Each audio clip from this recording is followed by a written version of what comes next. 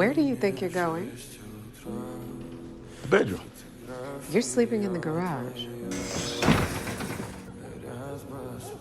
I ended up in prison for forging checks. While I was behind bars, I designed a drilling machine. Thanks to this invention, I was released early. But when I finally returned home, I realized that life there had already moved on without me. As soon as I opened the door, my wife's expression immediately changed. The way she welcomed me felt more like pity than genuine warmth. The room was filled with the strong smell of cigarette smoke. I opened my older son's bedroom door. He was sitting there with a cigarette in his mouth, staring straight at me without even trying to hide it. He wouldn't even call me Dad. At least my younger son still remembered me. The moment he saw me, his face lit up with a smile. During the time I had been gone, he had grown and become even taller than me, but he was still wearing the sneakers I had given him before I went to prison. That was the only thing that made me feel a little better. During a family meeting, I spread the blueprints across the table and explained in detail a plan that could help us make money. But not a single person believed in me. My heart sank. I picked up my suitcase and headed toward the bedroom, but my wife stopped me. She told me I would have to sleep in the garage. I didn't argue. Instead, I turned the garage into a workshop. The next day, I set off with my invention. On the way, I ran into my old friend Jack. That's when I finally learned the real reason I had been released early. Later, I went to Dean's house. The first thing my eldest son did was ask me for $2,000. I had just gotten out of prison and didn't have a single dollar to my name. Then I went to that rocket company. Jerry, who had once claimed to be a senior engineer, turned out to be nothing more than a janitor pushing a mop. Disappointed, I turned around and started walking away. Just then, a thief jumped onto my bicycle and rode off with it. At that moment, I realized the entire day had completely gone off the rails. And this was the series American Cheese.